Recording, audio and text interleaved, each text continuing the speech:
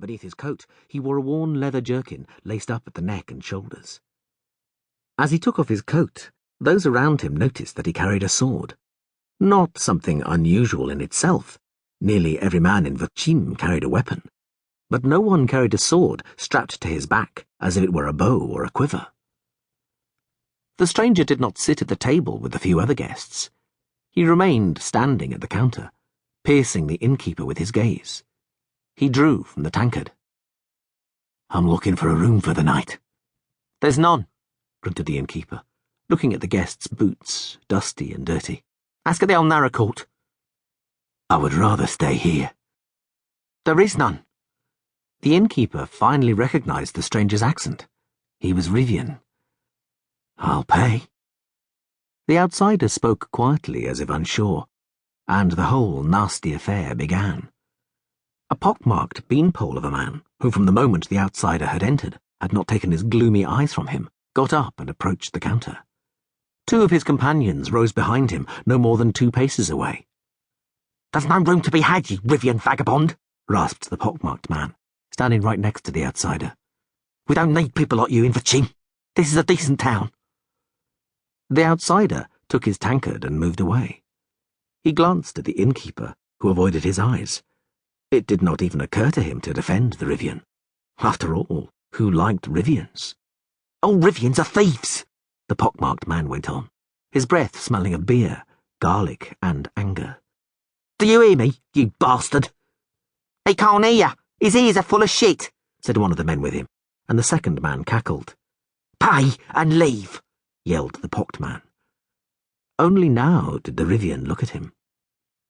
"I'll finish my beer." "We'll give you a hand," the pockmarked man hissed.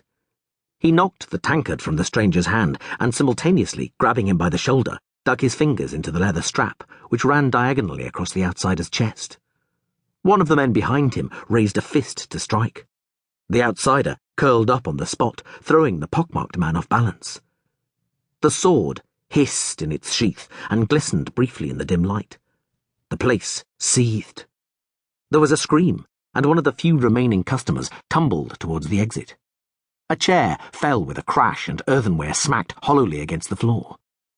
The innkeeper, his lips trembling, looked at the horribly slashed face of the pocked man who, clinging with his fingers to the edge of the counter, was slowly sinking from sight. The other 2 were lying on the floor, one motionless, the other writhing and convulsing in a dark, spreading puddle. A woman's hysterical scream vibrated in the air, piercing the ears as the innkeeper shuddered, caught his breath, and vomited. The stranger retreated towards the wall, tense and alert. He held the sword in both hands, sweeping the blade through the air. No one moved. Terror, like cold mud, was clear on their faces, paralyzing limbs and blocking throats. 3 guards rushed into the tavern with thuds and clangs. They must have been close by. They had truncheons wound with leather straps at the ready, but at the sight of the corpses, drew their swords. The Rivian pressed his back against the wall, and with his left hand pulled a dagger from his boot. "Throw that down!" one of the guards yelled with a trembling voice. "Throw that down, you thug! You're coming with us!" The second guard kicked aside the table between himself and the Rivian. "Go and get the men, Tresca," he shouted to the third guard, who had stayed closer to the door.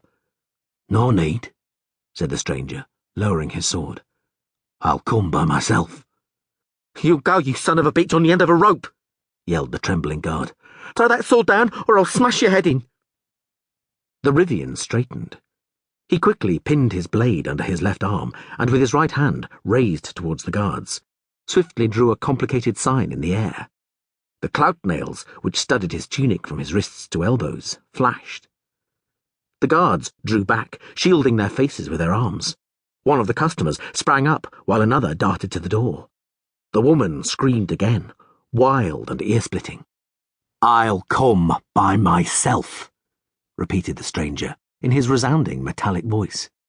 "And the 3 of you will go in front of me. Take me to the Castellan. I don't know the way." "Yes, sir," mumbled the guard, dropping his head. He made towards the exit.